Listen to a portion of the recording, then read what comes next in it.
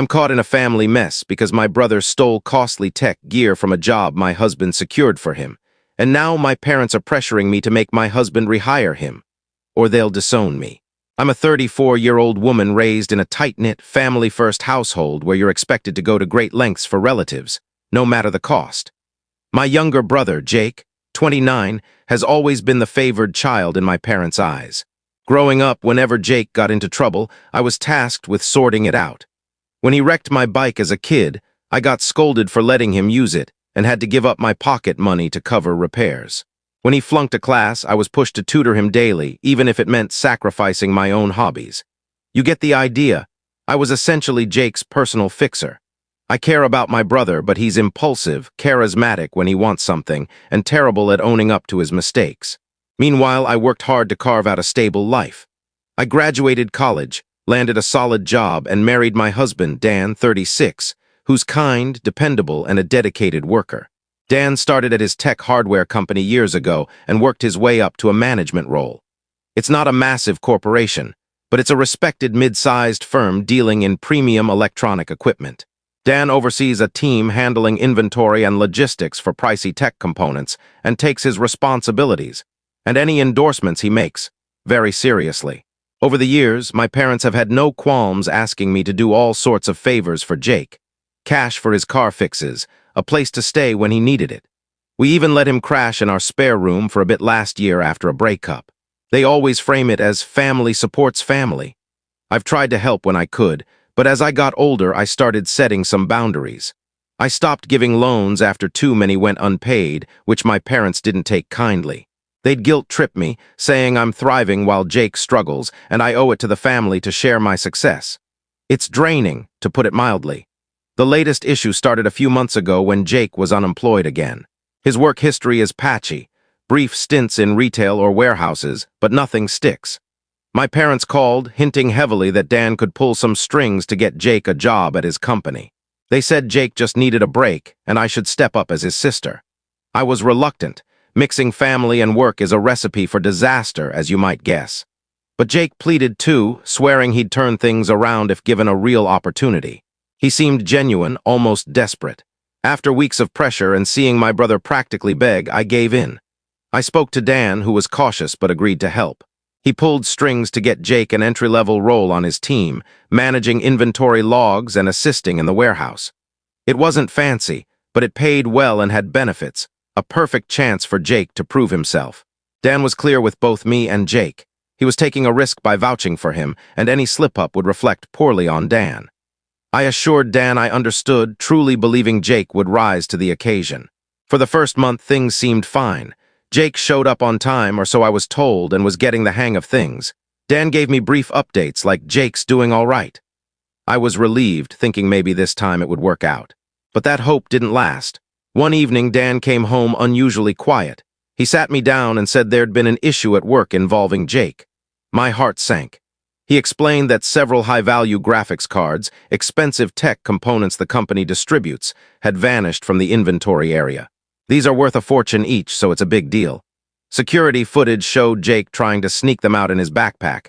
He was caught stealing, plain and simple. I was horrified. Dan said when confronted, Jake first lied, claiming he thought the items were junk. That was laughable. Who stuffs brand new tech into their bag thinking it's trash? Then he admitted he planned to sell them for cash. It was a disaster. The company has a strict no-theft policy, as any business would. HR got involved, and Jake was fired immediately and escorted out. That same night, my phone exploded with calls from my parents. I was still reeling, but I answered, big mistake. They were furious, claiming Jake told them he was wrongly blamed for missing items. They either bought his story or pretended to. They demanded I fix it. I explained that Jake was caught on camera and this was his doing. They refused to listen. My dad said something like, "Your husband should have stood up for family. Who cares about some tech gadgets? Family comes first." I was floored. I argued that Dan gave Jake a chance, and Jake blew it. My mom started sobbing, saying I should beg Dan to reinstate Jake because he'll struggle otherwise, and it's partly my fault for not steering him right. She literally said I should have stopped this somehow, as if I'm his guardian. I told them I wouldn't ask Dan to risk his reputation by rehiring a thief. That sparked a huge fight. My mom cried harder, calling me cold and disloyal. My dad said I was choosing my husband over family and better remember where my loyalties lie. It turned into a shouting match, with me insisting Jake made his own mess. My dad then issued an ultimatum. Convince Dan to get Jake his job back or find him another role at the company, or don't bother contacting them again. He said if I don't support Jake now, I'm not a good daughter or sister. Stunned, I yelled that if that's their stance, fine, and hung up. That was days ago, and I haven't spoken to them or Jake since. I texted Jake later, saying I can't help him and asking why he'd do something so foolish. He didn't reply but posted a vague social media rant about disloyal family, likely aimed at me. Now I'm conflicted. My upbringing taught me family is everything, and I feel terrible it's come to this. Part of me wonders if I could have pushed Dan or the company harder, though I know rehiring a thief is impossible. Another part is furious at Jake for his stupidity and at my parents for expecting me to fix it. Dan fully supports me, saying there's no way Jake should get his job back and that my parents are out of line. Logically, I know he's right, but guilt and doubt nag at me because I got Jake the job in the first place. Did I set him up to fail? So am I wrong for refusing to beg Dan to rehire Jake or overlook his theft? Edit. Many asked why the company didn't press charges. I was expecting that too. The only reason Jake avoided legal trouble is because Dan vouched for him. Furious as he was, Dan convinced his bosses to just fire Jake and not involve the police, likely to spare me the stress of a family member's arrest. It was a one-time favor. My parents know this but still act like Jake's the victim. Update 1. Thanks everyone for the overwhelming support and honesty on my post. It's been a few days and your responses have been eye-opening. Many pointed out how absurd it is for my parents to expect me to cover up theft and how their enabling has deep roots. That struck a chord. I recalled another incident from years ago when Jake, in his late teens, got caught shoplifting at a mall. Instead of letting him face consequences, my parents smoothed things over with the store owner, a friend of theirs, so no charges were filed. I begged them to let Jake learn his lesson, but they brushed it off, gave him a light punishment, and told relatives it was a misunderstanding. Jake learned he'd always be bilayed out. Your comments made me see how long this pattern has persisted. The consensus was clear. I'm not wrong, which I expected but needed to hear from neutral voices. You also helped me recognize how my family's dynamic has forced me into a fixer role. One comment stuck with me. If you keep catching Jake, he'll never learn to stand. I'm holding on to that, to address common questions. Did this affect Dan's job? Yes, unfortunately. I asked Dan if he faced repercussions for recommending Jake. He admitted to an awkward meeting with his bosses where he had to apologize for vouching for someone who stole and promised to be more cautious. It was embarrassing for him, and I feel terrible since he only did this for me. Dan, being amazing, doesn't blame me, just Jake. Does Jake have a history of this? Beyond the shoplifting, likely. He was fired from at least one other job, which my parents claimed was due to a biased manager. Now I suspect Jake was at fault there, too. My parents always downplay his mistakes, almost conditioning me to see him as blameless. Are my parents always this enabling? Absolutely. They've always favored Jake and expected me to clean up his messes, a pattern that's carried into adulthood. Since posting, inspired by your advice, I sent my parents a calm but firm email. I took a day to draft it, saying I love them and Jake but won't ask Dan to risk his career by rehiring him or finding another role. I emphasize that Jake's actions have consequences, and I won't engage if they resort to insults or ultimatums. I'm open to talking, but not under pressure. They haven't responded, though I know they read it, thanks, read receipt. Their silence feels like a tactic to make me cave. Jake hasn't replied to my text either, just posted another dramatic social media jab about fake family. I'm standing firm, thanks to your support. I also started looking for a therapist to work through this guilt and conditioning. No match yet, but I'm trying. That's where things stand, a tense standoff. I'm holding my ground, hoping they'll come around, but preparing for the long haul. Update 2. I hoped for a calmer phase, but my parents escalated things. Silent treatment is a classic move in my family. I remembered a high school incident when I refused to cancel plans to help Jake, and they ignored me for a week until I gave in. It's their way of withdrawing affection to control me. So their recent silence wasn't surprising, but they took it further. A few days ago, Dan came home upset. My dad had emailed Dan's boss, complaining about Jake's firing, accusing Dan of not protecting family, and claiming Jake was unfairly targeted. He even said the company overreacted over a few gadgets, and that Jake only took them because his pay was too low. I was appalled. Thankfully, Dan's boss is reasonable and just asked Dan to ensure it doesn't happen again, finding it more bizarre than serious.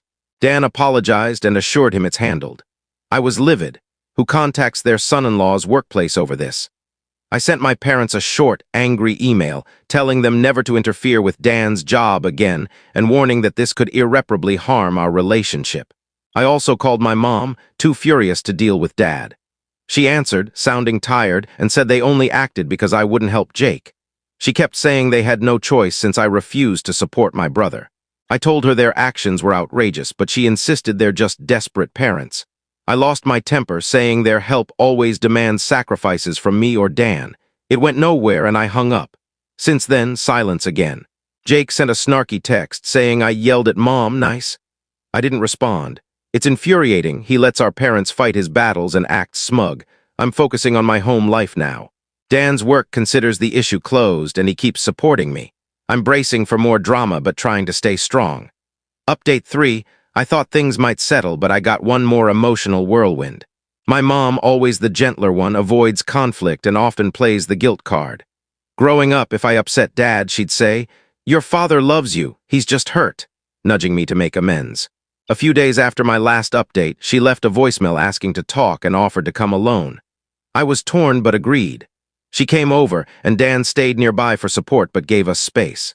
Seeing Mom looking weary and teary broke my heart. We hugged, sat down, and she said she missed me and hated our distance. I said I missed her too, but then she shifted to pleading for Jake, asking if I could ask Dan for job leads or use my own contacts to help him, framing it as a middle ground. I stayed calm and said I've helped Jake enough, and he lost the job through his own actions. I told her I get their worry, but they can't fix him by pressuring others. I also said how hurt I was by their email to Dan's boss. She cried, saying, "You don't know how hard it is to see your son struggle." I said I understand their love, but shielding him only hurts us all, echoing advice about enabling failure. She kept crying, saying she wished I'd forgive Jake and help. It gutted me. I teared up, saying I don't want our family broken, but I can't fix this. We held hands, crying together, and I thought she might get it. But then she whispered, "Your dad won't talk to you until you make this right." My heart sank. She asked if Dan could give Jake one more chance, maybe elsewhere in the company. I realized she still didn't hear me. I said Dan can't and won't. It's not feasible or fair, and Jake already dodged legal trouble thanks to Dan. She nodded but seemed unconvinced. In the end, she said, "We love you. I hope you'll reconsider." We hugged again, both crying, and I said my door's open if they want to talk without demands. She left without promising anything. That was the last I saw her. It feels unresolved, like we're all stuck. Dad's holding his ground, Mom's torn but won't defy him, and Jake's silent, likely waiting it out. I was a mess after, but Dan's been my anchor, reassuring me I'm not wrong. Final update. It's been months since my last update, and I wanted to see how things would settle. Sadly, there's no neat resolution.